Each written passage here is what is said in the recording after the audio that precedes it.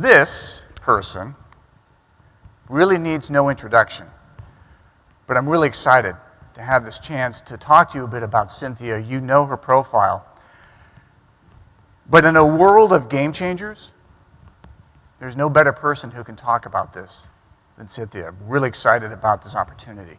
Not only was she the first female CEO of Anglo American, and to this point still the only one who's been in that role, but she also was president and CEO of Alcon. She sits on the boards of the American Aluminum Association and the International Aluminum Institute. She's a board member at BP. Her insights into leadership, into significant challenges and transformations are profound.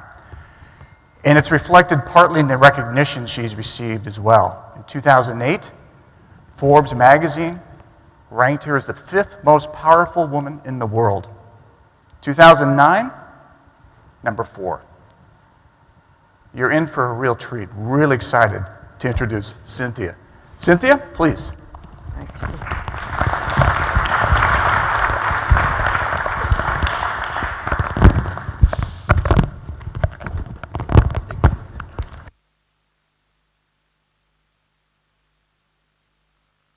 Sri Vikrampati Singhania to come on stage to facilitate, Madam.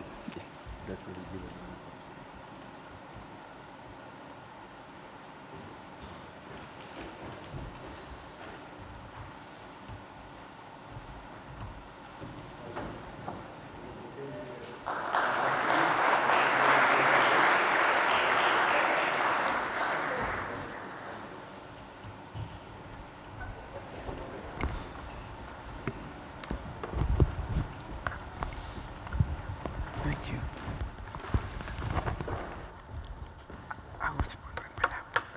Okay, what do I do? Just sit. That's it. Okay.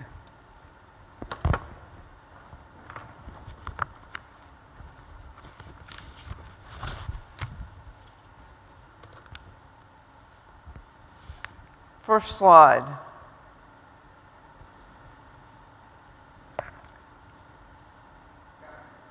Okay.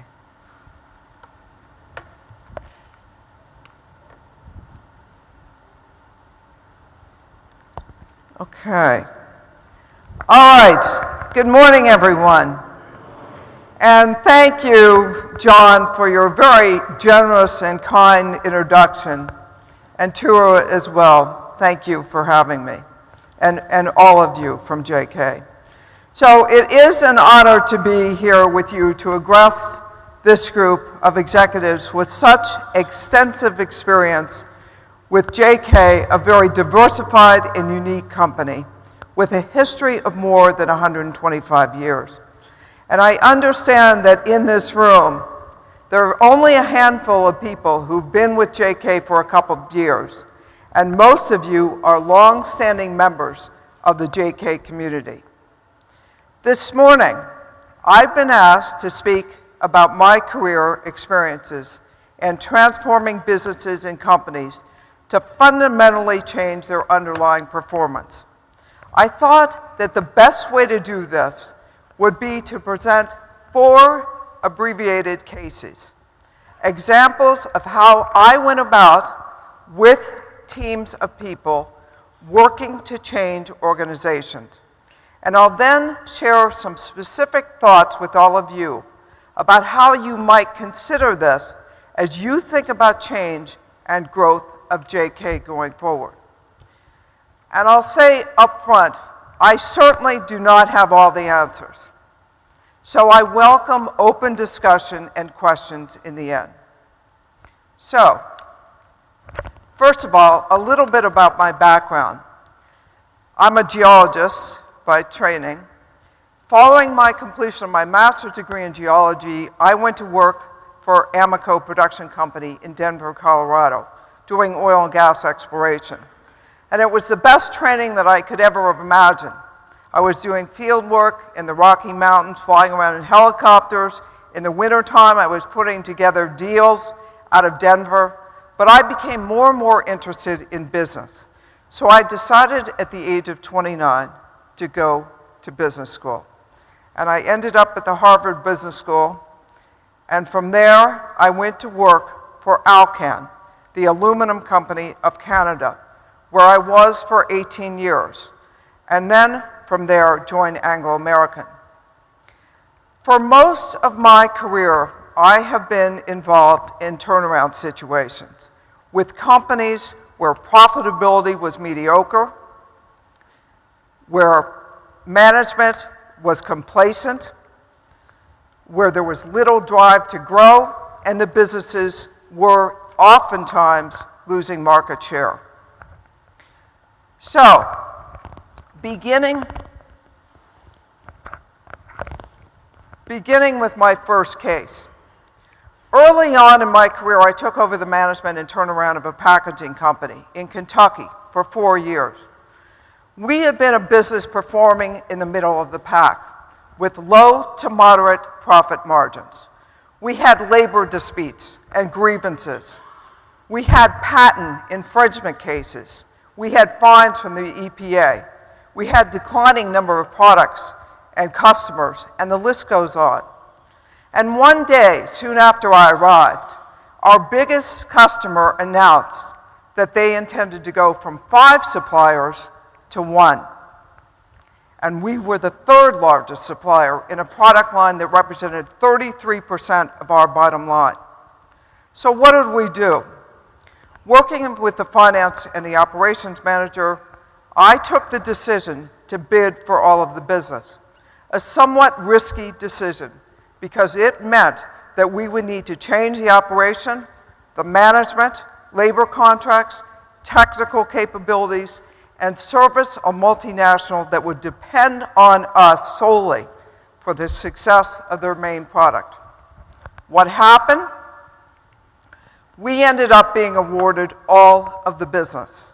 The management team changed. Labor contracts were entirely renegotiated. Operations were reconfigured with robotics. The technical capabilities were substantially revamped, and we overhauled our global sales and marketing strategy. After 2 years, we had captured the #1 market share position in all of our major product lines in the industries we've served. We quadrupled production and more than doubled operating profit and sales. And none of this, I can tell you, was easy. So, my second case. From there, I went to Ireland to manage an alumina refinery business. Our employee base was made up of mostly Irishmen who spent their working lives in the complex, and they were proud to be working there, but limited in their perspective of the rest of the industry, how it was changing and how we would compete. 3 weeks after I arrived, the boiler house exploded, literally exploded, and the operation had to be shut down for more than a week. A disastrous situation for a continuous process operation. It would take us 2 months to clean and recondition pipes, pumps, tanks, and the boiler house, costing millions of dollars. Our customers were reliant on us. We had to launch into action as never before. And we all needed to mobilize, organize, and focus on our respective jobs to get the business back into full production. And worse than this, 3 months later, the national EPA delivered an operating license to us with standards that were the strictest in the world. Everyone inside and outside of the organization, including the board, told me that we had to live with it. We could not dream of challenging the government authorities. We could not disrupt the business and distract people from their day-to-day jobs. We could not take the risks. And I believed that it would ultimately lead to the closure of the complex. I took the decision that we would challenge it, which would require a public hearing, and all of the senior executives and worldwide experts going on the witness stand. The hearing took months of preparation and 3 weeks of exhausting days in the public with media coverage, front page newspaper articles, and daily television stories. 2 months after it ended, we received the verdict. The entire license was canceled. The EPA would write a license that was consistent with global standards. Our business was saved. Between the boiler house explosion and the EPA oral hearing, we were forced to change the way we did business. We had to become more agile and responsive with an executive team that was aligned and challenged the status quo, closer to our customers, solving problems like supply disruption. Externally focused and aware of how the standards, the competitors, and the markets were evolving, creating a performance-oriented culture where we were driving to be the best and on the lowest end of the cost curve, so that if there were disruptions or surprises, we could cope and we could continue to drive the business forward. What was the result? We achieved year-on-year production records. We reached the highest productivity levels worldwide. We delivered the best safety record in the industry, and we moved from the high end of the third quartile of the cost curve to the lowest end of the first. After 3 years there, I was asked to move my family to Montreal so I could lead the global bauxite and aluminum and specialty chemicals group, which I did for 4 years. And while we were there, we purchased the Swiss company Aluswiss, integrating the assets and restructuring the business that resulted in reducing costs substantially and increasing the operating profit by 55%. So,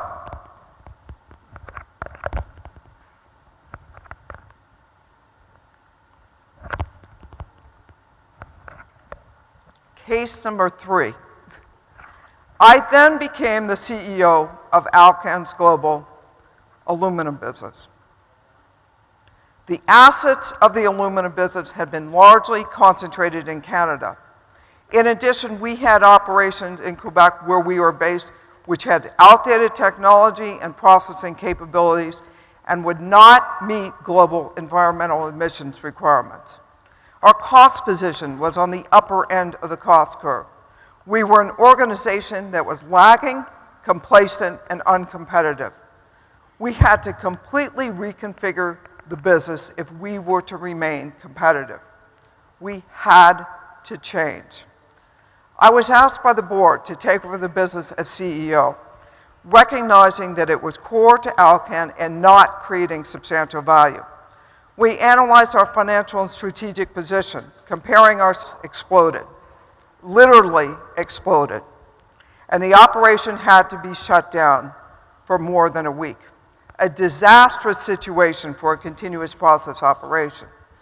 It would take us 2 months to clean and recondition pipes, pumps, tanks, and the boiler house, costing millions of dollars. Our customers were reliant on us.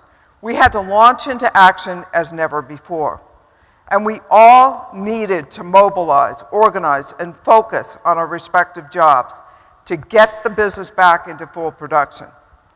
And worse than this, 3 months later, the national EPA delivered an operating license to us with standards that were the strictest in the world. Everyone inside and outside of the organization, including the board, told me that we had to live with it. We could not dream of challenging the government authorities. We could not disrupt the business and distract people from their day-to-day jobs. We could not take the risks. And I believed that it would ultimately lead to the closure of the complex. I took the decision that we would challenge it, which would require a public hearing, and all of the senior executives and worldwide experts going on the witness stand. The hearing took months of preparation and 3 weeks of exhausting days in the public with media coverage, front page newspaper articles, and daily television stories. 2 months after it ended, we received the verdict. The entire license was canceled. The EPA would write a license that was consistent with global standards. Our business was saved. Between the boiler house explosion and the EPA oral hearing, we were forced to change the way we did business. We had to become more agile and responsive with an executive team that was aligned and challenged the status quo, closer to our customers, solving problems like supply disruptions. Externally focused and aware of how the standards, the competitors, and the markets were evolving, creating a performance-oriented culture where we were driving to be the best and on the lowest end of the cost curve, so that if there were disruptions or surprises, we could cope and we could continue to drive the business forward. What was the result? We achieved year-on-year production records. We reached the highest productivity levels worldwide. We delivered the best safety record in the industry, and we moved from the high end of the third quartile of the cost curve to the lowest end of the first. After 3 years there, I was asked to move my family to Montreal so I could lead the global bauxite and aluminum and specialty chemicals group, which I did for 4 years. And while we were there, we purchased the Swiss company Aluswiss, integrating the assets and restructuring the business that resulted in reducing costs substantially and increasing the operating profit by 55%. So,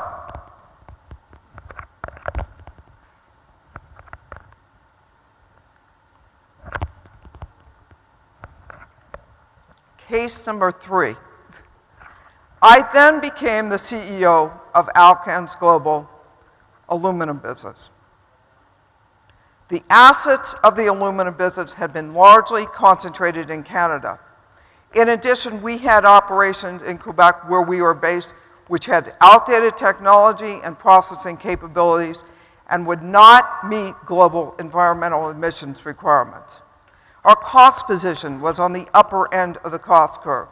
We were an organization that was lagging, complacent, and uncompetitive.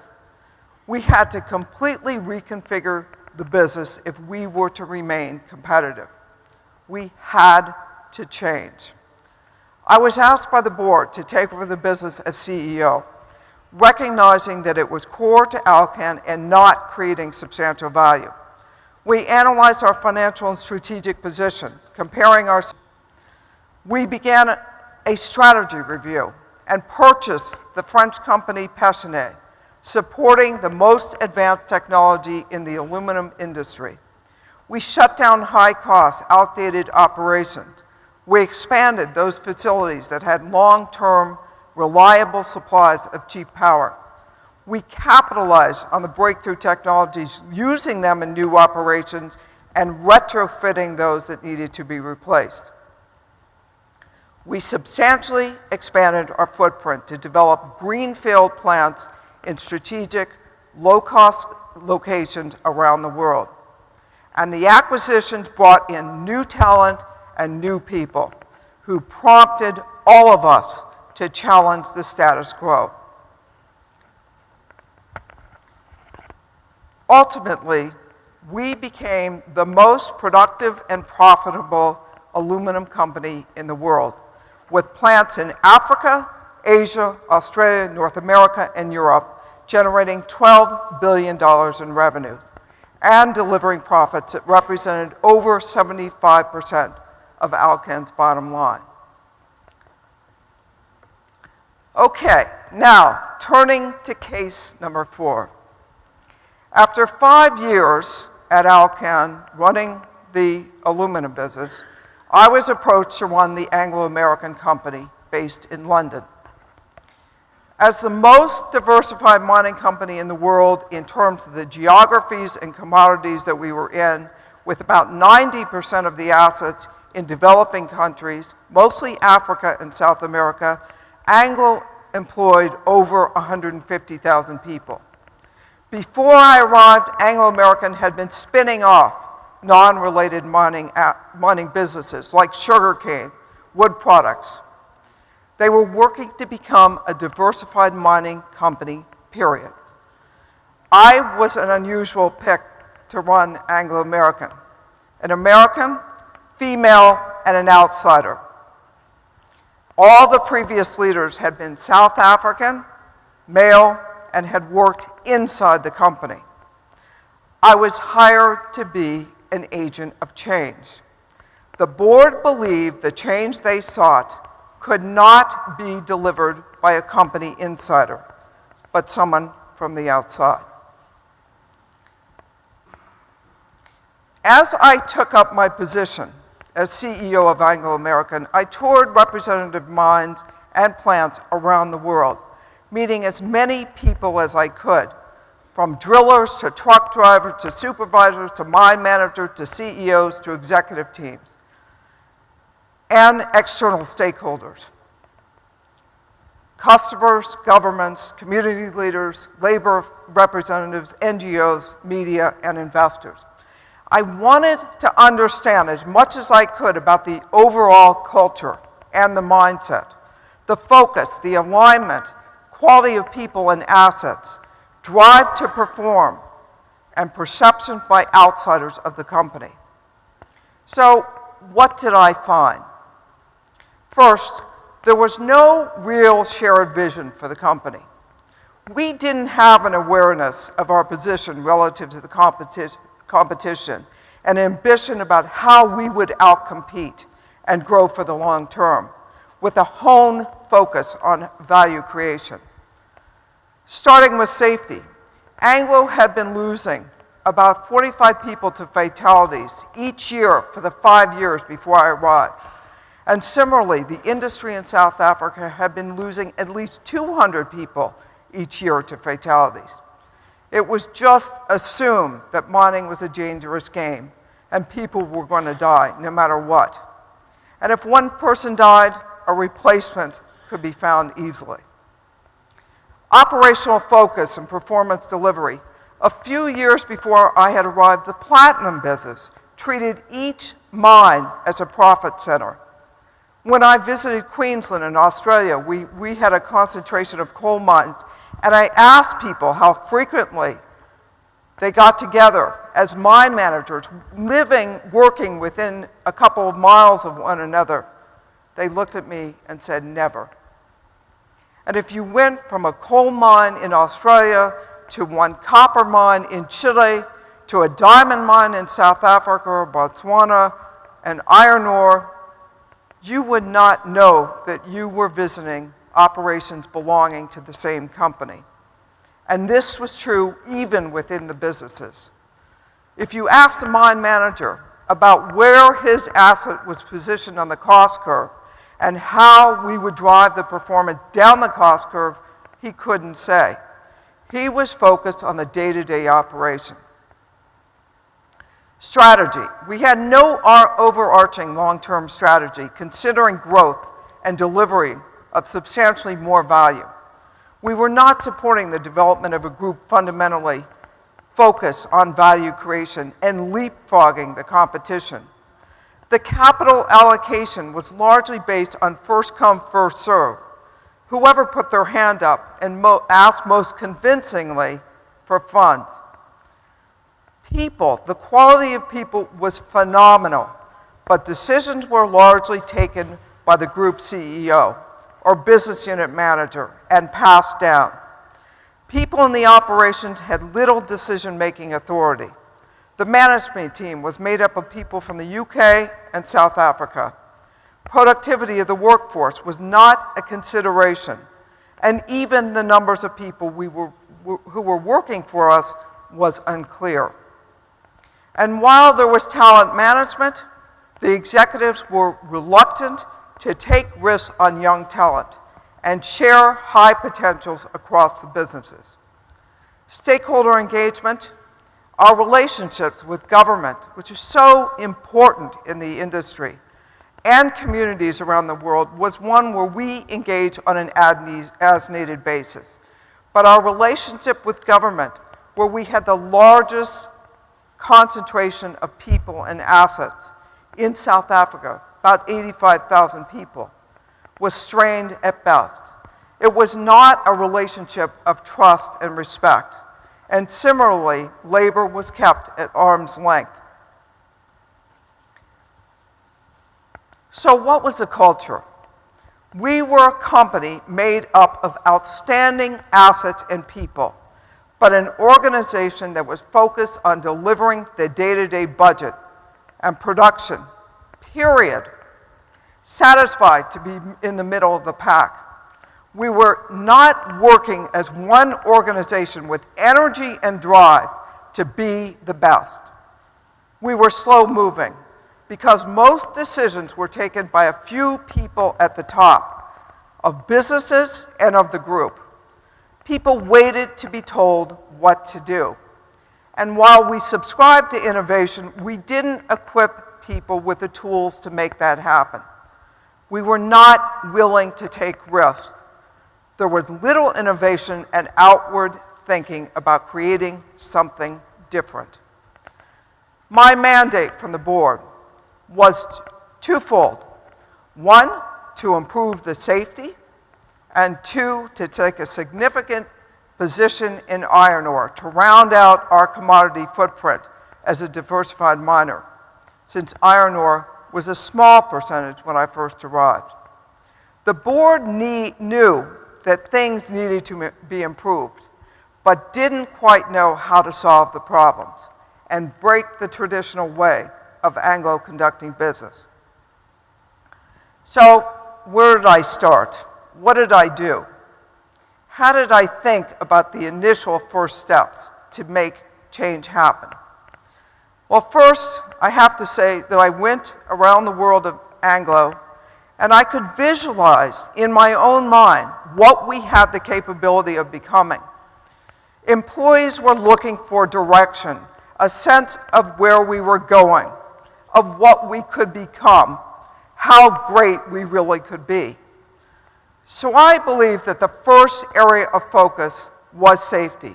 Because number one, I was not going to lead a company that was killing people, and I fundamentally believe that safety is a key indicator of overall performance and mindset.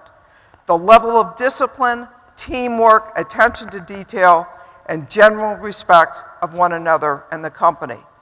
It was an indicator of the corporate culture. Anglo-American Platinum was where the bulk of fatalities happened, and people were working miles underground in small confined spaces. Oftentimes, people didn't speak the same language in the same team. And I told one of the senior executives early on that I wanted to see people joined up, working together, supporting each other,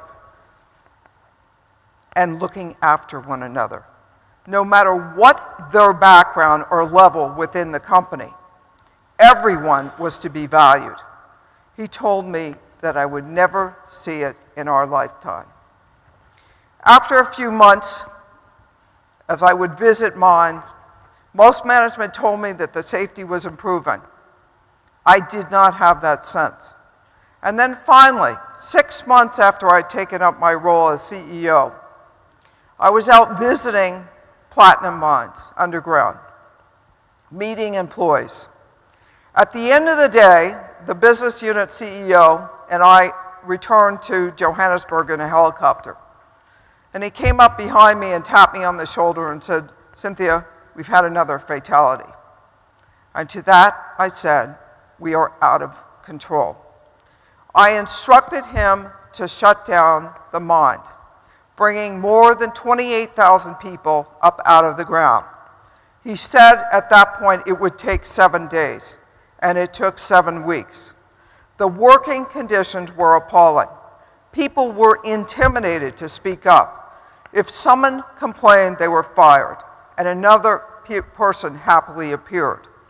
And I knew that this situation was unsustainable. And although safety performance did improve, it was only because people were scared, and they didn't have a voice. Finally, I decided that the best way forward was to approach other groups who had a vested interest in protecting the operators and miners. And furthermore, I knew fundamentally that if we were going to change so many other things in Anglo, like the operating performance of the organization, the culture, the mindset, we had to bring others on board with us to tackle productivity, to tackle efficiency improvement, cost reduction, and become more competitive. So where did I go? I first approached labor, who had never met the CEO of Anglo American face-to-face. I asked them if they would join up with us in our commitment to protect the lives of all people on our sites. I knew that they could not say no. They agreed to come together with us, and I then approached the Minister of Mines, and she asked me whether I was crazy to expose the company, to expose the industry, its leaders, to scrutiny and to criticism of the way we looked after our people. I said that we were going to hold a safety summit and declare together publicly what we intended to do. And we held that summit in April of 2008 and invited everyone to attend, governments, unions, industry participants, and our employees. We declared that we would join together with the ambition to substantially improve our performance, with the objective of caring and respecting everyone, protecting them from injuries and incidents. And through that, we built trust and support of one another and our employee base. We conducted group-wide training. We ended up reducing the number of fatalities by 70% over 5 years. And this was only the beginning. So, more change. Operational performance. Flowing from safety, we focus on operational performance. Cost improvement. Moving all the business units into the lower half of the cost curve. We brought labor and government on board, explaining that jobs would have to be reduced for the greater good of the broader organization and to protect the workforce for the longer term. All of the businesses in Anglo improved their cost position and profitability. An example was the Australian met coal business, where we barely broke even in 2007, and we made $1.2 billion in 2011, achieving the highest productivity in Australia. We worked to transform the platinum business while achieving record safety, cost, and productivity results. We launched a group-wide asset optimization and supply chain initiative, and I publicly announced that we would deliver $2 billion of value. We delivered $3.2 billion in a shorter time span. In terms of strategy, we developed specific annual targets around production growth and profitability for the following 5 to 10 years, with an underlying strategy focused on the highest value-creating portfolio of commodities. The group comprised the most comprehensive and diversified portfolio and project pipeline in the global mining industry. We divested about $11 billion worth of asset, and at the right price at the right time. We purchased 40% of De Beers, adding to an existing 45%, and delivered 4 major projects totaling $6.5 billion of investment, building some of the greatest world-class mine complexes in the industry. And integrated into the strategy was our approach to sustainable development, ensuring that the environment was protected and our communities would continue to thrive through job creation, infrastructure development, including water conservation and recycling, and health-related initiatives, long after the mine closed. People. The entire group was reorganized, creating a structure populated with the right people to deliver the strategy and operational performance objectives. We streamlined, we re-engineered jobs, we reduced the number of management layers and increased our efficiencies and productivity. We pushed decision-making down the line, giving people the tools to make decisions, starting with safety and operations. We took risks on younger people, elevating them to new jobs. We became the most diversified mining company in the world with more women than any other mining company. And I had 8 nationalities represented on the top executive team. My belief is that diversity of people with different experiences, different ways of thinking, different perspectives leads to better decisions. And finally, we rebranded ourselves with the focus on people making the difference. We became One Anglo, a company aligned, disciplined, speaking the same language across the group, within the businesses, and in each operation, determined to be the best. In terms of innovation, we formed partnerships with customers and suppliers, working to respond more quickly, to develop approaches and products to serve the markets better and faster. Automation, IT, developing a specific database related to the entire value chain was key, from mine to market. And we rewarded people who we believed were innovating. We had more exploration breakthroughs and discoveries than any other mining company in the world. And finally, commercial activities.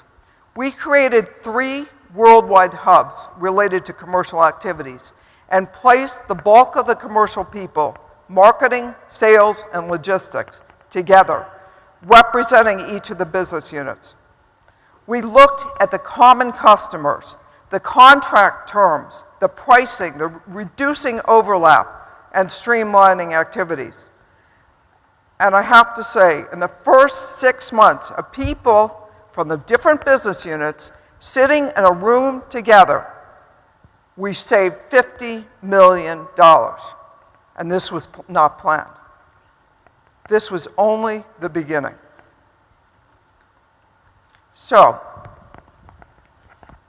none of what I have described was easy. None of it. I got a lot of pushback from people, particularly in the beginning. We even had a group that attempted to buy Anglo because they thought we were weak and vulnerable. Some people who had been with Anglo for their careers hated what I was doing. We said goodbye to a lot of people. Some people put their hands up and said, this approach to safety is never going to work. And they wanted to continue with the long-standing approach.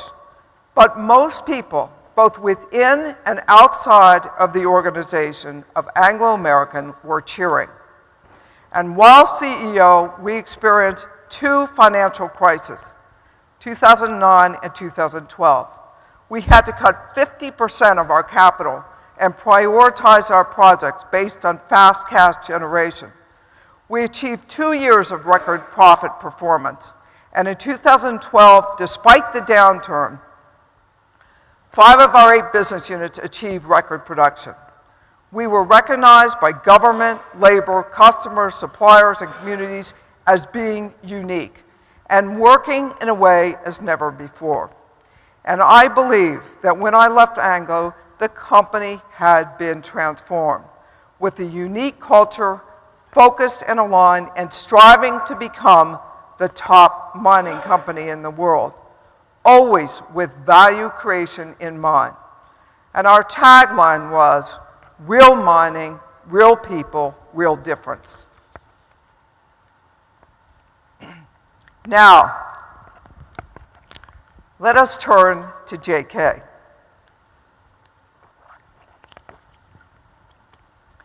Simply, JK is an impressive family-owned company with an iconic brand and a solid reputation as a global Indian-based company. It is made up of a diversified portfolio of separately managed businesses. You, as leaders, of course, want to sustain and you want to build on the legacy, ensuring that JK will thrive for the next 125 years. You have a track record of performance delivery, of operational discipline, outstanding engineers, selecting the right markets to be in, and delivering consistent products to your customers. But all of the businesses are perhaps not growing at the rate that you may want. The rate of external change, the markets, the products, the customer needs, integrated systems, the competition is accelerating.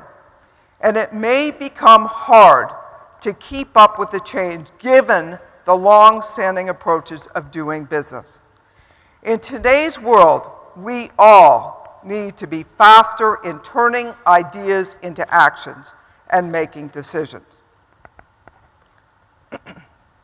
So, what are my thoughts?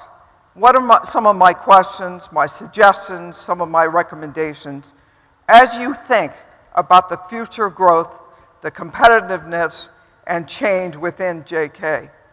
And some of what I'm going to say you may be doing very well, and some you might want to consider.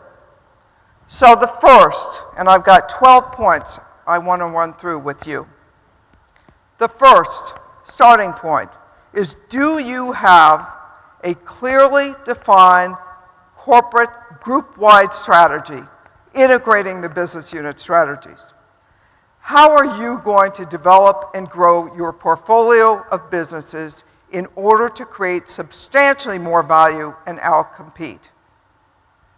How do you compete today, and how will you compete in the future based on the medium to long-term evolution of the markets?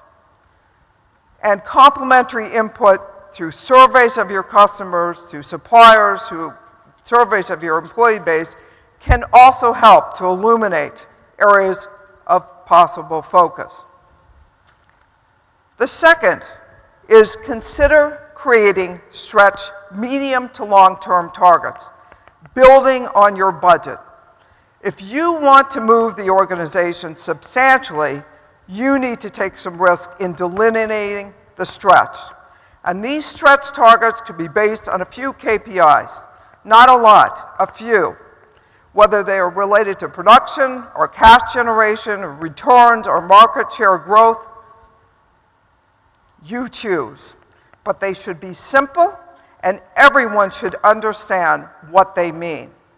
It's also important not to lose sight of the near-term objectives and budgets.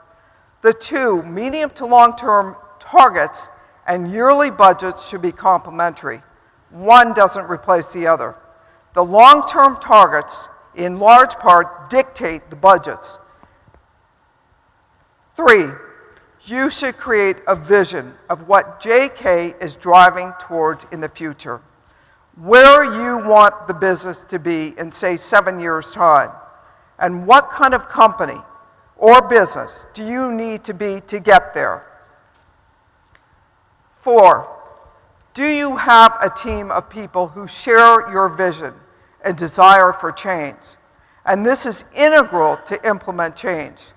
To be clear, you cannot transform or embed change in the company or business alone.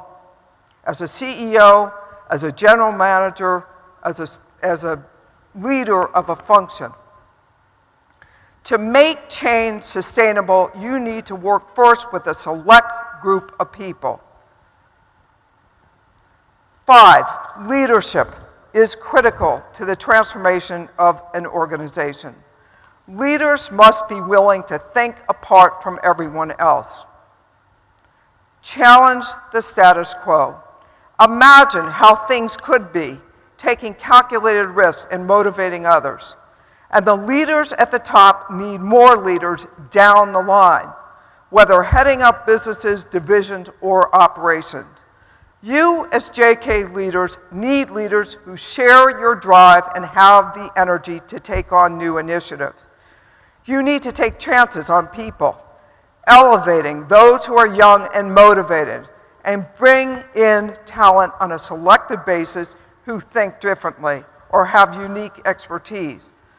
You will restrict yourself in breaking new ground if it is with the same people you're having the conversation day in, day out. Number 6, organizational structure and systems are equally important, making sure that the organization is streamlined so that you are getting information quickly and can respond quickly. And this does not happen with a lot of layers of management in a bureaucratic system. Similarly, work to push decision-making as far down the line as possible. And this requires training and establishing boundaries clearly. Empowering people is hugely motivating and uplifting and allows the organization to be more agile, quicker, and responsive. And in my experience, people become more innovative. And rather than penalizing people for making mistakes, encourage them to learn from them. Creating a more responsive organization means delegating and at the same time making clear the lines of responsibility and decision-making authority. It is very frustrating and really debilitating for a senior manager responsible for a division and authorized to make decisions to be constantly questioned about those decisions by the CEO. And the same holds true for a supervisor on a shop floor. If he's given jurisdiction to make certain decisions, the plant manager can't constantly be leaning over his shoulder, questioning his judgment. As leaders, you should be working to build trust, transparency, and openness, and work to be equitable and fair when it comes to dealing with people. And you should be building a pipeline of talent for the future, identifying high potential people and strategically developing their careers. 7, modifying systems and procedures can be essential to free people up to do what is really necessary. Consider how many meetings, updates, reviews a business is conducting. How much documentation is required of everyone? How many processes or analyses are in place for approval of capital, for example? If a plant manager wants to change a supervisor, can he or she make the decision on their own? And having worked in companies that have superb engineers, people have a tendency to overanalyze, to over-engineer, and to slow decision-making down. Number 8, customer focus. If you are to leapfrog the competition, capture market share, innovate products, this will be done only if you join up on a very close basis with your customers as partners for the future. This can be the point of differentiation between being mediocre and being great, and securing a position as a tier 1 supplier for the long term. Number 9, communication is critical for everyone. You will not be able to change an organization if you do not communicate exactly what you want the business to be, your vision, and how you expect to get there, strategy, and near-term objectives. This needs to be done frequently, it needs to be done clearly, and it needs to be done in person. You should aim to have everyone in the organization in a position to tell you about JK. What is the vision? And what they're doing, singly, what they are doing within their team to contribute to the bottom line. I find it fascinating. As I go out and I visit operations or I visit a business and I ask the manager or the supervisor or the business unit head, tell me about the company you work for.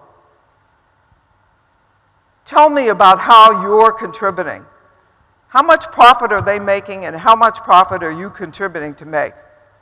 You can be sure that a company that is outperforming the competition does not keep its employees in the dark, but works to get everyone on board. Number 10, a catalyst for change is necessary. What will launch managers and the workforce into action, breaking routines or prompting them to redefine them. An economic crisis? Maybe. A company trying to purchase some of your assets? Maybe. Major failure in product quality? That can happen easily. An explosion? A natural disaster? A major change in regulation? Maybe none of this. Perhaps the business is simply moving forward, but at a slower clip. And you know that something needs to be done to catapult the organization into action. You need to consider a shock to the organization. Shock them into action. Announce your ambition and your stretch targets publicly. Declare the opportunity gap for value creation relative to your competition with a sense of urgency. Create specific partnerships with a major customer and make some bold commitments together. Whatever it is, it will move the organization and be the focus for everyone, waking up to a new day at JK. Number 11, the timing of launching a transformation initiative is important, and the speed of implementation is relevant. You need to be prepared, have a sense of what you want to change and who will be involved. And similarly, how fast do you want a change to happen? The safety initiative at Anglo was initially targeting the Anglo-Platinum business, but quickly spread to the rest of the organization. I took the decision, the very deliberate decision, to launch the Asset Optimization Initiative in the coal business in Australia because I thought it was the simplest business to turn around. The performance was awful and the management needed a jolt. We delivered impressive results, and this became the example for the rest of the organization. And lastly, 12, sustaining change is not straightforward, especially on a group-wide basis. This requires populating the business units with people who you can trust, who want to see change, and have the leadership skills to prompt the system and people to change. In addition, you need to be diligent about monitoring performance relative to your long-term objectives and the related annual targets. It is really easy to let these slip or to create excuses for retreating to your old habits of doing business. Once the standards have been elevated and performance delivery has been demonstrated, remain firm on your plans and your vision. So, I have a few more thoughts and points to emphasize. Again, staying current and on the forefront of markets and changing external demand is really hard. It means continually looking outside, engaging how you are positioned relative to others and what you need to do differently to move ahead. And rather than waiting for customers to simply call you up and place orders, consider customers as partners to proactively co-create products to serve ever-changing markets. Standing still, growing incrementally, or not growing at all, as the world moves faster and faster, is an unsustainable position for any company today. So, everybody, I have given you a fairly long list of 12 major areas of focus and capabilities that any organization needs to consider as they think about transformation and change towards more growth and acceleration of performance. The most important element is leadership. You all should step back, reflect on whether the business really is where it could be and should be. You have been invited here to this conference because you are the leaders who will dictate JK's delivery of performance and future growth and success. Everyone in this room has a critical role to play. The underlying performance of any division or business or function comes down to the tone from the top, those managing and leading. Leaders set the pace, are the role models, the examples for everyone else in your group or your organization. And no leader will be effective completely on his or her own. You have to have a team that you could trust, who are willing to challenge you, and who will drive for improvement and performance. Your performance as leaders will be determined by the people you choose to have around you. Are you and the team constantly questioning how to grow faster? Are you willing to step out of the box and take action that some say will not work? Are you constantly watching for new ideas, benchmarking best practices, and trying to break new ground? Are you over-engineering rather than executing?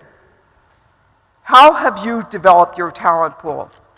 Is there a balance between young and older people in the organization? Are you bringing young people in with different ideas and fresh energy? Along with leadership is decision-making. And I've already spoken about this, but I want to emphasize the importance again. An organization cannot be flexible, agile, or responsive if only a few people at the top are making all of the decisions. This can make some people feel very uncomfortable when you, as leaders, are handing off decisions to people much further down the line. But I guarantee that if you guide them, and if you train them, and if you make clear the boundaries, people will thrive. They will become more energized and entrepreneurial if they feel trusted while being tested. And you should reward those who do well in those situations. And I know very well, if you are a CEO who's always made most of the decisions, it can be very hard to let go. What's the starting point?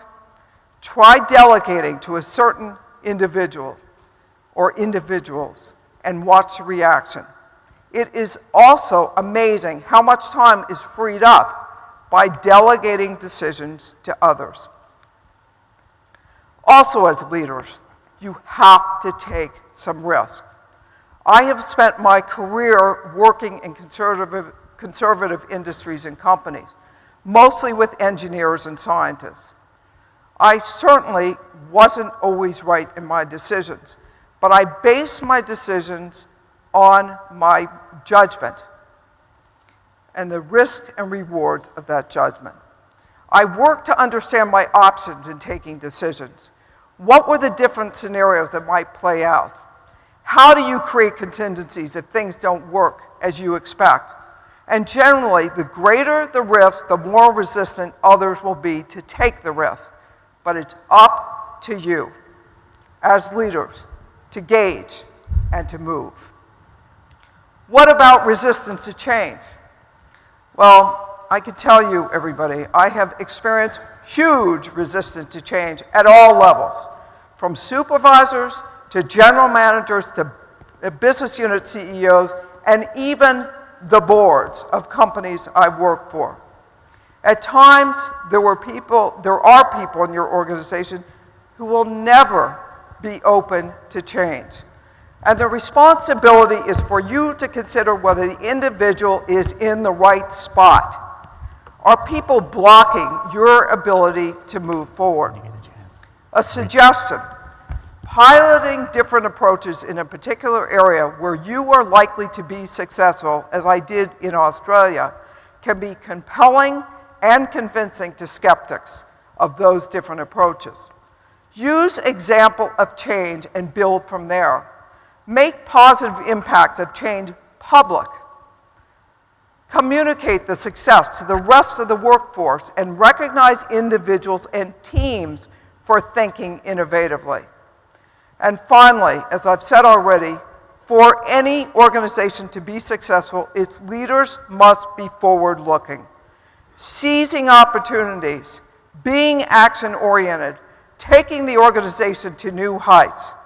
They should be driving towards a long-term strategy under the umbrella of a vision for the future, in sync with ongoing delivery of budgets.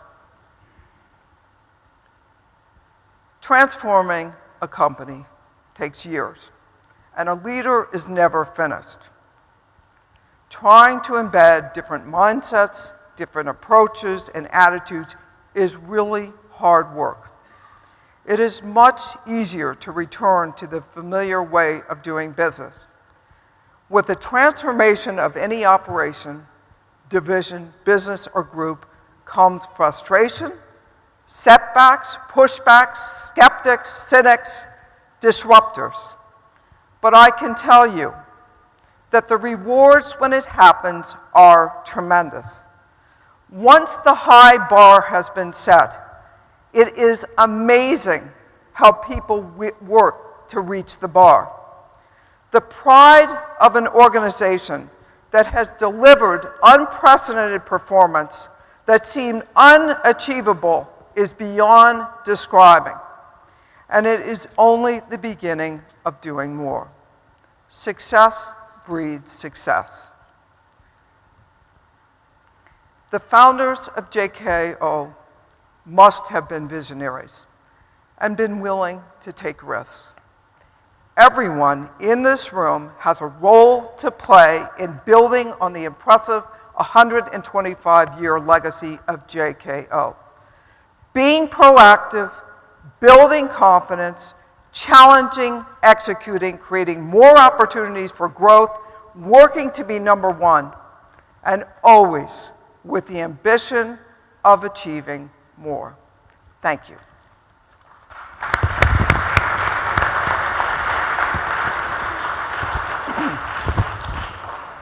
Cynthia, thank you very much. And I know there will be plenty of questions from the group, but I'd like to open with one if that's okay. I mean, you inspired a lot of thinking here about the challenges that you've had to overcome throughout each of those journeys, because each of those case studies revealed something significant in the operational challenges. Please feel free to set papers down.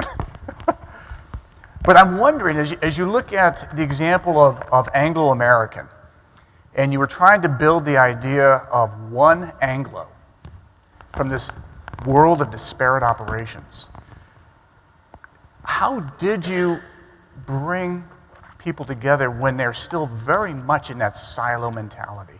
And you visited the operations, but there's that day-to-day person who's going to say, what difference can you make? How can you do, what can I do differently? Why should I care?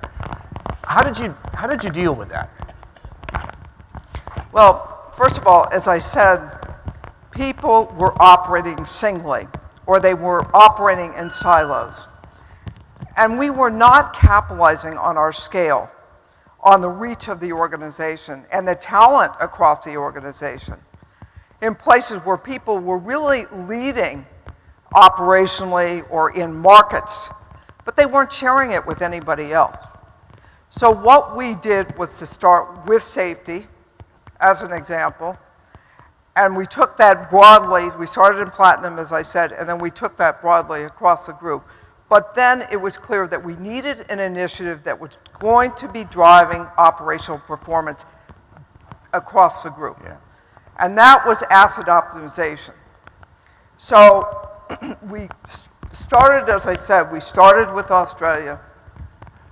People told me it cannot be done. I'll never forget, I put the asset optimization head in place, and he said I had to go out and take a walk of 2 miles to try to clear my head and understand how we were going to do this. But we started by populating that group with experts on operational efficiencies. What is best practice? And I had more people, again, people telling you it can't be done. Yeah. Everybody was blaming the Australian government or the rail system or whatever it was for their problems, for their poor performance. And it wasn't. It was all about internal performance. So we started small, and we then cascaded that out to the broader group. And we had people in each of the business units working with the central group to look at best practices and share across the business unit. So it was a very deliberate effort to select a galvanizing event around which you could test it with a group where they could then see success, and then you could scale it basically from there. That's exactly Just right. winning confidence that it's doable. That is it. I mean, another example is people. I mean, this is I'm sure you can identify with what I'm about to say. People want to keep their good people, right? We all want to keep our good people. You don't want them to leave and go to another business unit, but we force that to happen. So we, together, as with all the CEOs of all the business units and the HR directors, would get together every few months and talk about the talent pool and talk about the need of sharing in order to uplift the broader organization. And it was enormously energizing for those people, for our employee base. So that's another example. I know you have questions. I have one more for her. Is that okay? Because this set of journeys invites a lot of challenge to yourself. And the challenge partly comes into making sure you can keep things on track, but mistakes get made too. Any mistakes you'd be willing to share? And I know that's the toughest question of all, but is there something in there that you could help reveal? Yes, I've made many mistakes. Well, first of all, I've made mistakes with people. I've always thought I was pretty good at selecting people, but you do make mistakes. And again, you need to learn and reflect on how did it go wrong, or how did you choose somebody who really wasn't right for the job. So I've done that. In the case of the iron ore project in Brazil, as many of my colleagues at Anglo have reflected on what happened there, we had been in Brazil for years and years, but we didn't anticipate the changes by the government in the regulatory framework that we had to deal with. So, I mean, we all make mistakes. If you look at Stephen Jobs and the number of mistakes that he made over his career, I mean, it goes on and on and on. You can't be fearful of making mistakes. And when it comes to taking risks, and I did take a lot of risks, and I did kind of push back on a lot of people, and as I said, even the board at times. But I thought I was doing it in the best interest of the organization, to protect the organization and ensure that it was going to become more successful going forward.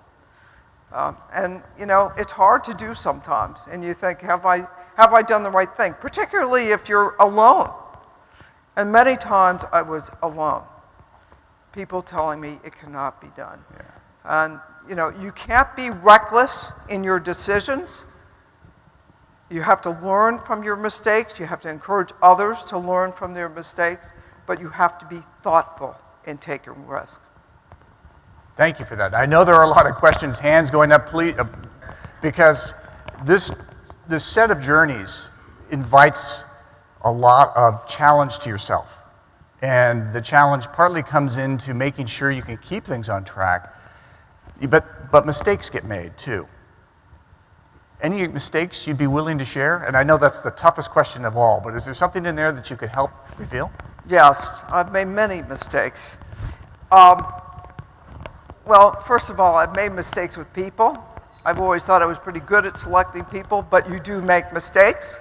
And again, you need to learn and reflect on how did it go wrong, or how did you choose somebody who really wasn't right for the job.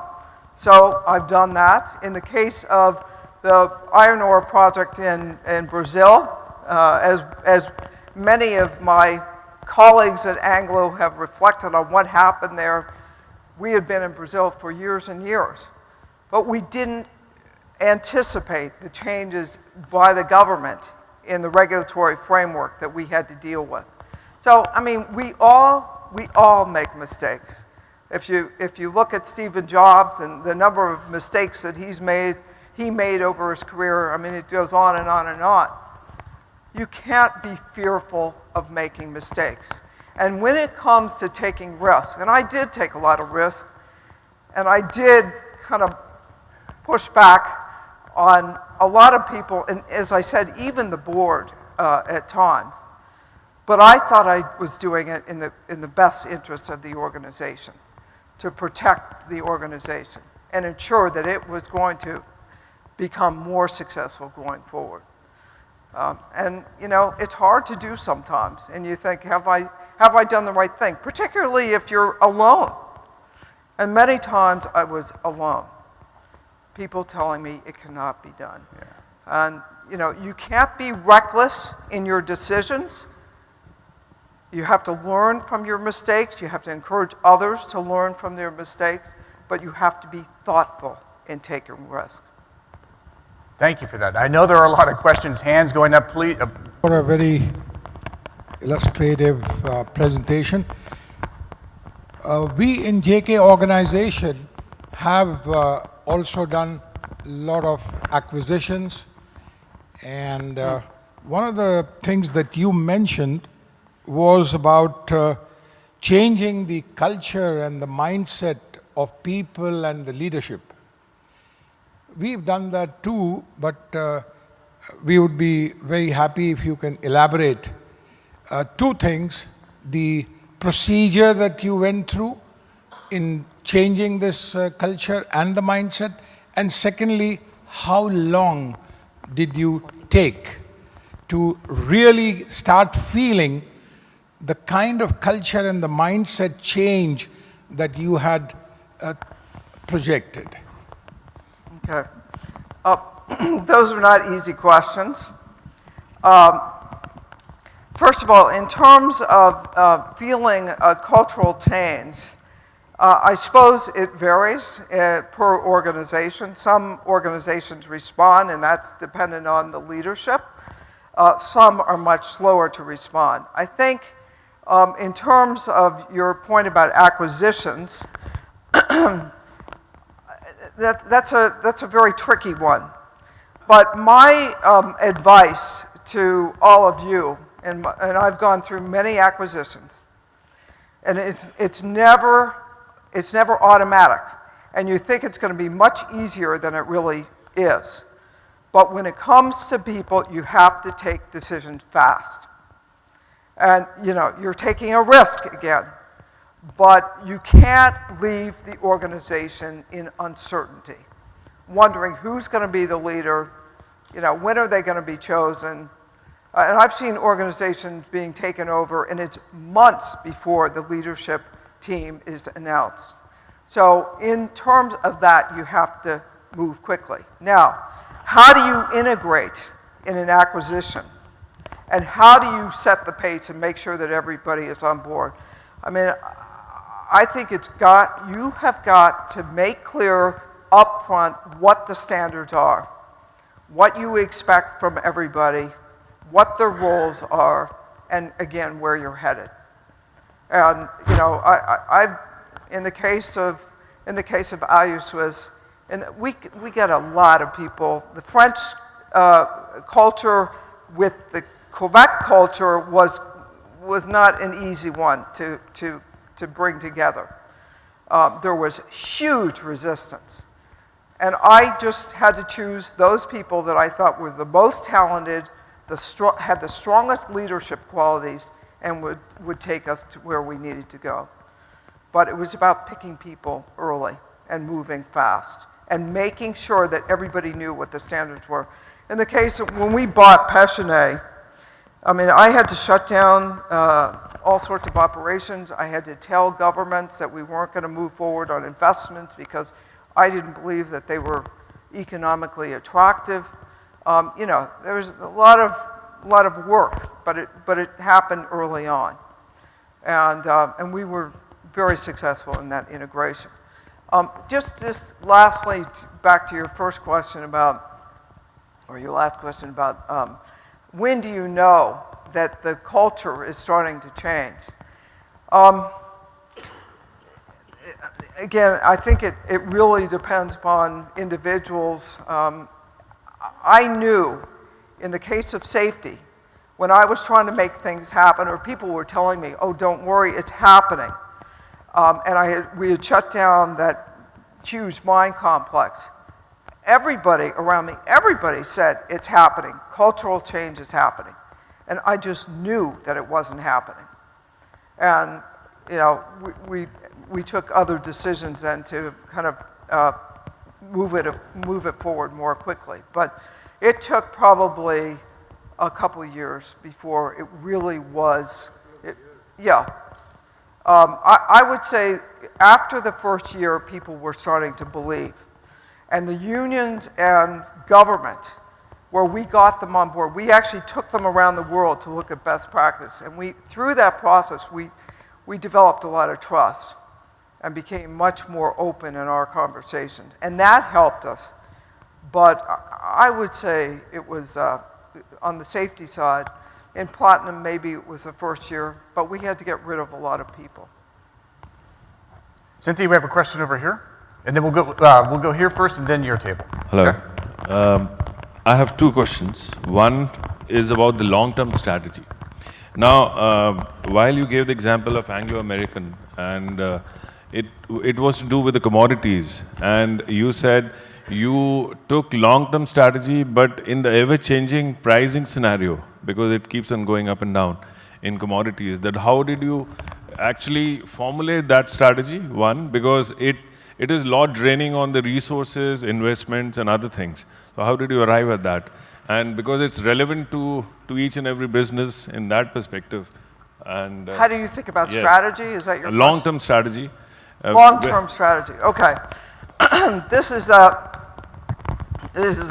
subject that I like a lot because I spent a lot of time on it. As the CEO, as I'm sure most of you in this room as CEOs, you should be spending a lot of time thinking about strategy. So what I have done, and I've done it not in one place, I've done it in many places. I did it in alumina, and I did it in aluminum, and I did it at Anglo. I start by doing a detailed analysis of the markets that we're in. I talked a little bit about that. So how did the markets look today? How do we think they may look in 10 years' time? And you know, you've got to be looking at different inputs on that, obviously. But you do have to take a position.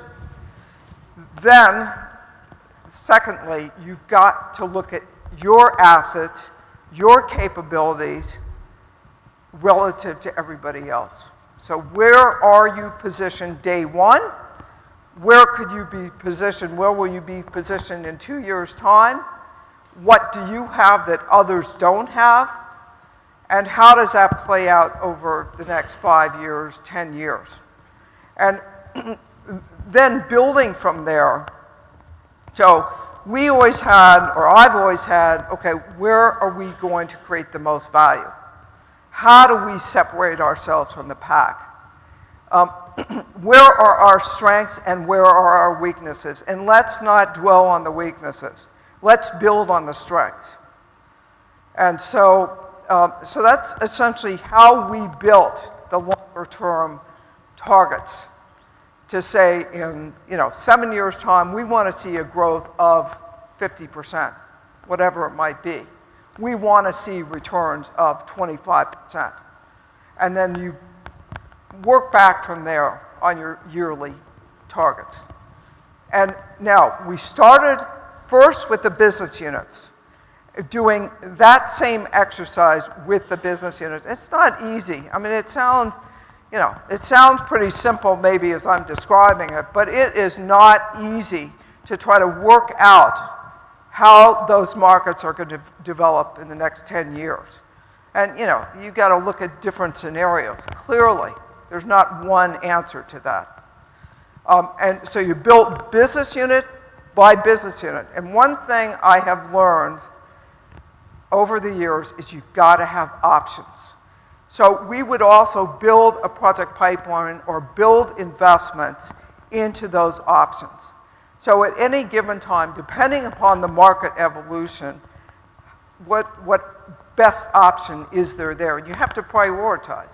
So you start by understanding the markets, you move to the business units, markets overall, business unit by business unit, And within the business unit, we would have them working with our central strategy group, and then you build out a global look at the strategy and portfolio. So as you package all those business units up, what does that mean for 10 years out? And does that make sense? And in many cases, we said, no, it doesn't. We're not going to, when I first arrived at Anglo, and I did a little study on where we were spending money, 45% of our capital was going into value-destroying businesses. And I found that it's very common. That's significant. Just one. There's a table right here, and then after that table, we're going to go up here to the front. Okay. We're going to move you all around. Okay. First of all, thank you for your taking a strong decision in stopping the mining operation in South Africa for the safety reasons, actually. So South Africa? So I want to ask that the safety and the community development can be used for the transforming, as it can be used as a platform for transforming the plant and groups. Safety and community development.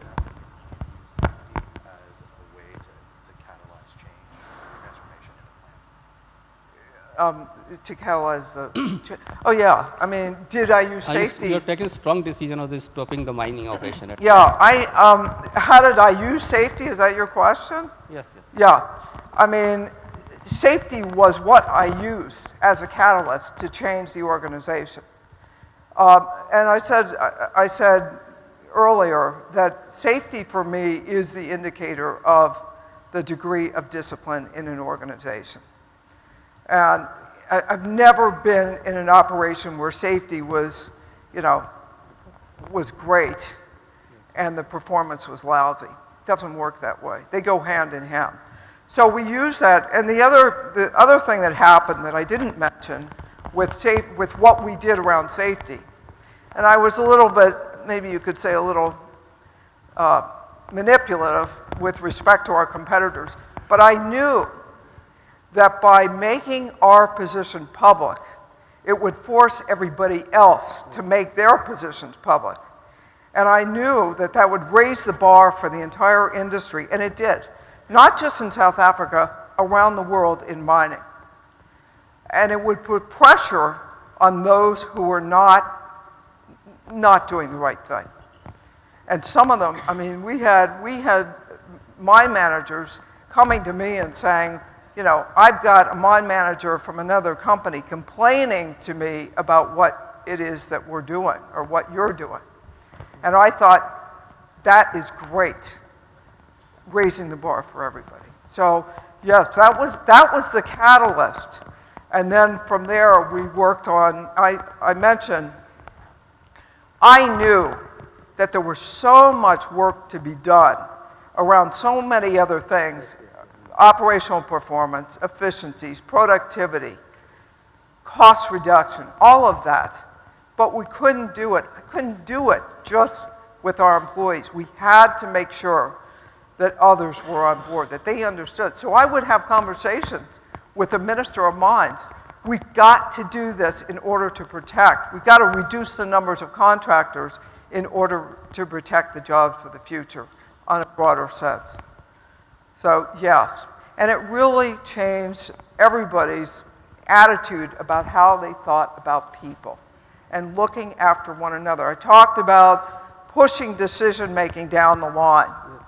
And we actually, I mean, to that end, I believe fundamentally that everybody in an organization has a role, or they shouldn't be there. Everybody should be able to speak up and does contribute or should be contributing and feel that they can put their hand up. So what we did very specifically to bring people on board was to make sure that everybody understood that they could put their hand in their air to say, this is an unsafe condition or an unsafe act, and I'm not going to be part of it. And that changed the culture up and down the line in terms of decision making. That improves performance also. Oh yeah, oh absolutely, across the board. Thank you. Okay, we're going to bring you over to this side for a moment. We've got 2 questions, one up front here, and then one over here, and then I'm going to whiplash you all the way to the far corner over Okay, I can use some exercise. Cynthia, fascinating and gritty story, thanks. I actually, my question was really on your last comment in terms of decision-making down the line. You talked about pushing it down the line and the desire for that, Yeah. and also setting boundaries. Could you talk a little bit more about this, elaborate a little bit more as to how do you do that? Because all of us sort of Yeah. struggle with that, and Yeah, a little bit. Thanks. it's a very good question. And again, a lot of people were very uncomfortable and said, no, supervisors shouldn't be thinking about certain things. And, you shouldn't allow the operators, they just are operators. They need to be operating the drill, the drills, and that's their role. So what we did was we trained people to make decisions. And I said, you need to make clear what the boundaries are. So it comes back to just the example of putting your hand up and saying this act is not safe. So we would give groups of teams of people working underground, say in Platinum, give them jurisdiction. This is your area. You decide where people are going to work. I mean, it was that sort of example. You decide where people are going to be working, and what the day will look like. That's a very basic example. And further up the line, as I said, a supervisor. I mean, supervisors didn't feel that they could make decisions. They couldn't make decisions about people. And we said, it's your right to make decisions about people. But then you have to perform. And that starts with safety. I mean, you do have to train people. You can't just say, make the decision, or now you have the decision, around capital, whatever it is. You've got to set the boundaries, and you've got to give them the skill sets and the tools to know how to make the decision. And so we did a lot of training around decision making. And as I said, a lot of people were not so comfortable with it. I had more people tell me that they had never felt so energized because they had jurisdiction over a particular area. And, teams of people who were outperforming as never before because they were allowed to make judgment calls on the areas where they were working. So it's... Sorry. It is empowerment. No, that's exactly what it is. Yes. Oh, am I going the... We'll go there, and then we'll Okay, come here, and then we'll go to there. I'll go back, and then I'll Far run corner. back there. Thank you so much for analyzing, our do's and don'ts. I just had one query. You emphasized a lot on the vision for the group, right? And the business unit. Of course, it has to be business units, yeah. Now, what I'm wondering is that in a group like ours, where we have a very multi-products, multi-businesses, so while we do have a certain amount of homogeneity or a similarity in some of the processes, the key processes like HR and so on, or the strategic planning process, etc. But then each business, obviously very much different from the other, has its own nuances, their own challenges. So how do you really bring about a commonality or develop a common vision as such? Yeah. Well, the common vision is, coming back to the portfolio. The group at the top needs to decide where you want to be in the longer term.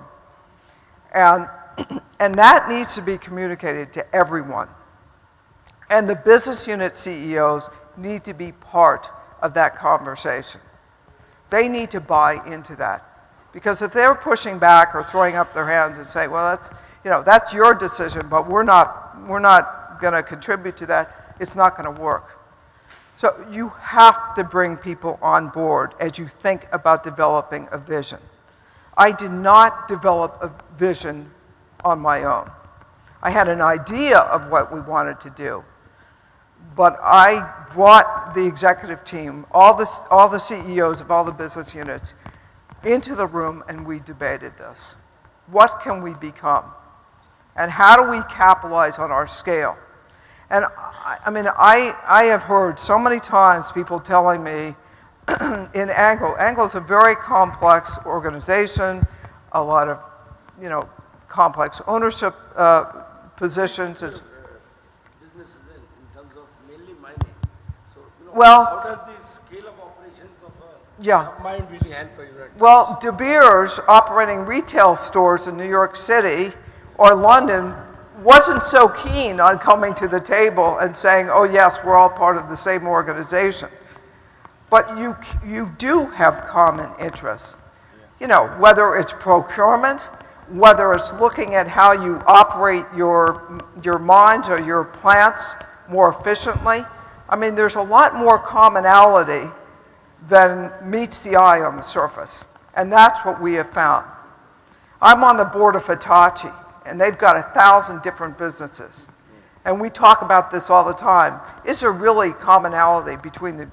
There absolutely is at the very top level, at a high level.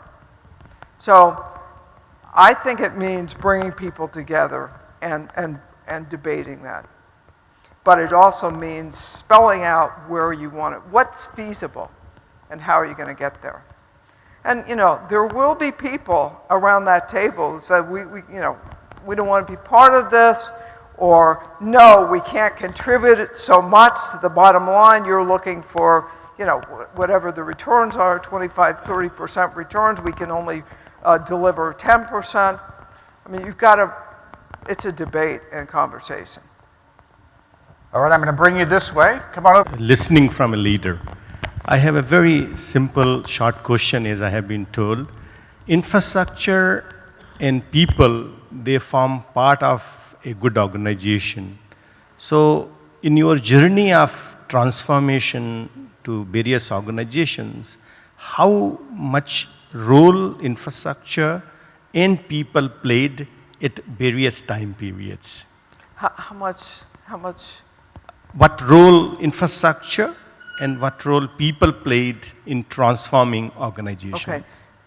Okay. Infrastructure in terms of? Right. Short time period, let's say immediately, and maybe after 5 years and let's say 10 years. Okay. Hey, John? Oh, sorry. Yeah, infrastructure. I'm not, yeah. I'm not supporting processes which are there. How much role the supporting processes played and the people played actually in the entire transformation? How much? Oh.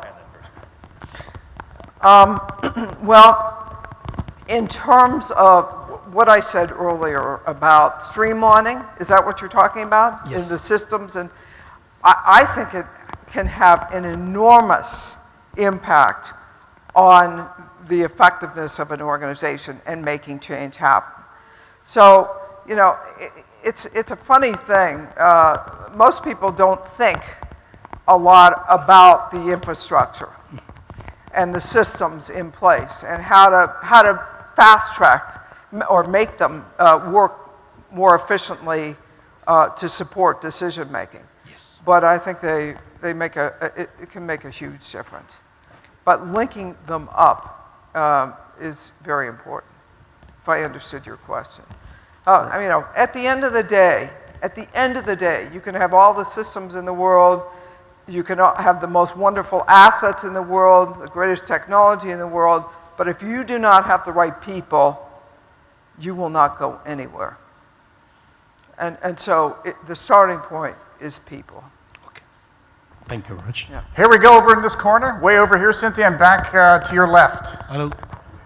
Also, there's been a position which you've taken that leaders must have NGO experience.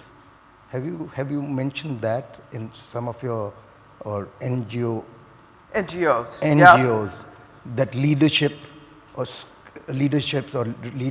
should have exposure with NGOs. This is one point. The second is regard the points which you mentioned for JK, do you feel that compliance, as you had these 12 points as far as the leadership, but I thought the last one which sums up everything is we tend to speak and give all the plans in place, but there's a compliance which needs to be reviewed and put together. That is number two. Yeah. Number two. The third, and which is Africa, the destination for future growth in the world. After China, we are talking about Africa. And the two things which happened, like safety, security, nationalizing, because you had these fatalities there, and with discussing with government and fatalities, is there a threat in terms of nationalization, or was there a challenge for you to protect your interests, or the government's getting into and telling you that, listen, get into nationalization? Okay, you're going to have to remind me of this. And six different countries in Africa. You were operating in 6 different countries in Africa. Yeah. Are they safe to? Okay, all right. Wow. Where's my friend here? Okay, so the first question was about NGOs, right? I don't know, in your organization, I'm sure communities matter a lot. I do think that with more advanced technology, information flow, internet, in the world, linking everybody up, people are more and more aware of what they have or what they don't have, right, in communities.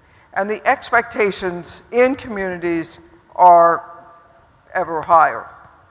And I think that as a result of that, it's very often that plant managers of the past, 10 years ago or 20 years ago, are not necessarily the same plant managers of today, because it requires much more awareness of the community and the outside world, and interacting on a regular basis, explaining what you're doing, where you're going, why you're there, working with the communities in many, many different ways, whether it's, questions about your environmental footprint, impact, questions about water conservation, questions about how you're supporting job creation. So there are more expectations of people on the front line who are in operations with the communities. So that's your first question. Second question was around compliance, right? Yeah. You're asking what was the role of compliance? Yeah.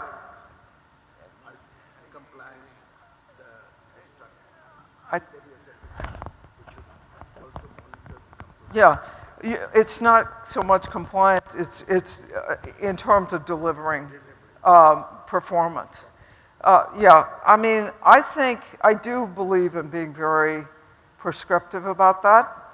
I think if you leave it up to business unit by business unit or division by division, very often things slip.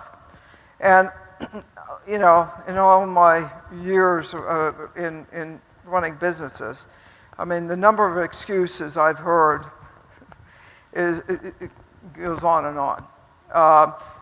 And so I don't believe in accepting contingencies or, well, there was a major, natural disaster, whatever it is. We had an earthquake in Chile, so therefore we couldn't meet our target.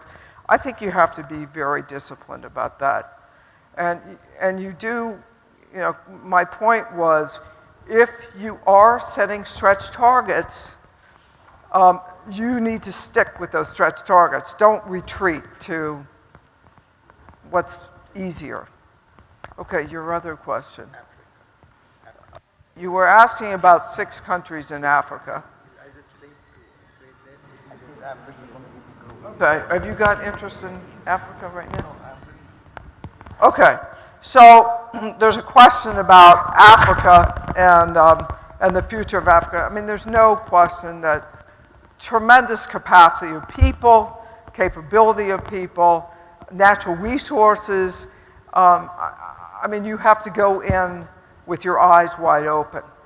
And, you know, the problem in so many countries, developing countries around the world, is the governments change. So you're dealing with one person one day and somebody else the next. So you can never be confident that what somebody tells you today is going to be what you're dealing with tomorrow. So you just have to be prepared and be willing to take risks, but also take measures to keep those risks on a low. All right, Cynthia, I'm behind you. We're going to come up this way. We have one more succinct question, and then we can wrap up. Okay. Please. Good morning. My question is something which is apart from your presentation, so I'll just take a very short question. And it's more to do with your personal mindset as a leader, because that is what I would like to understand.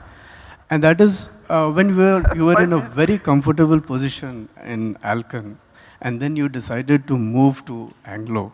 Now, you were in a company which had a lot of system, procedures, policies, and you were in a comfortable position as far as performance was concerned.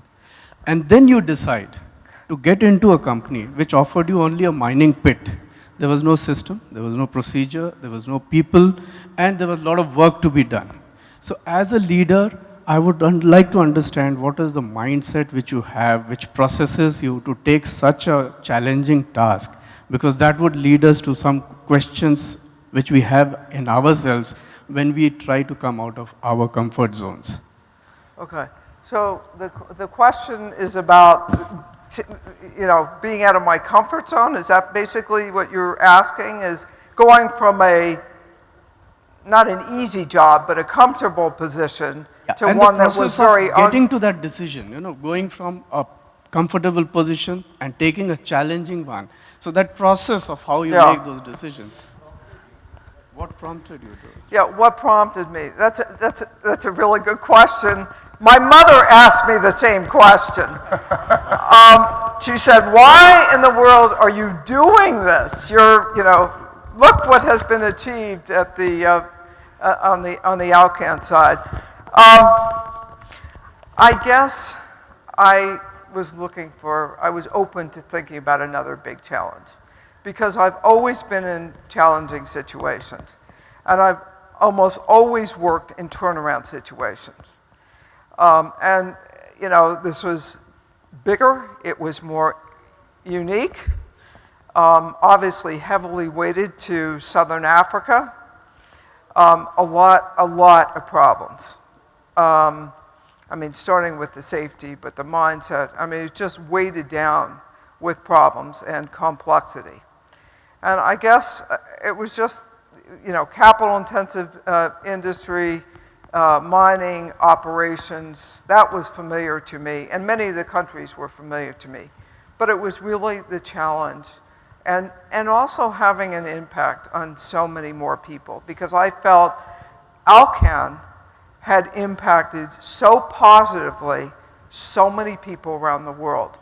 And I thought that I could do that even more within Anglo, because it impacted an even bigger part of the world. Does it mean that whenever you are in a comfort position, you would like to be in an uncomfortable position? Maybe so. I don't know. That might be so. I like challenges, and Anglo was certainly a challenge. Yeah. Thank you, Cynthia. I know there are a lot of questions. You're very enthusiastic. Thank you for that. But we need to actually kind of wind this part down. Wonderful insights there. I know, Theodore-san, you've got some comments.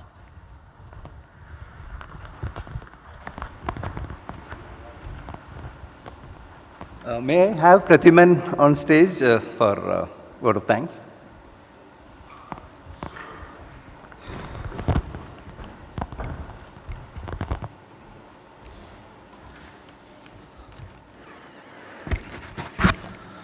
Respected directors, distinguished guests, and dear colleagues, it's my privilege to have been asked to propose a vote of thanks on this occasion.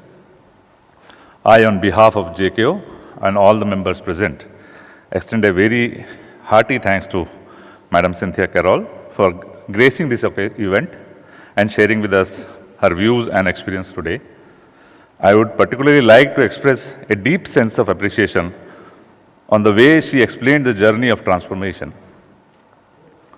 Very much relevant to manufacturing organization like us, some of the important takeaways which I can note down was definitely focus on technical capabilities, automation of operations, creating performance orientation, culture that supports agility and innovation, highest operational standards, close customer relations and community engagement, focus on cost, and most importantly, focus on safety. And one of the most important points which she explained was how to involve stakeholders into this, in this mission and in the initiative of safety. Cynthia also talked about turning ideas into action. Her recommendation on identifying true north for JKO were valuable and relevant. We all know that agility and speed are new metrics for success today, and therefore her recommendations on catalysts of change, timing and speed of implementation are very apt for current business environment. And finally, the message to all members present today is leadership drives success. Leaders should be forward-looking.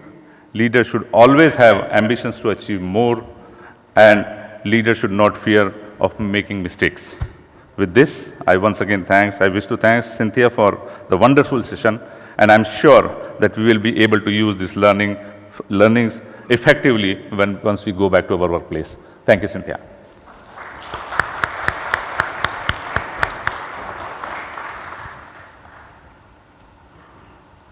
May I have Mr. Nagaraju Sriram on stage, and I would request Ms. Cynthia to come on stage.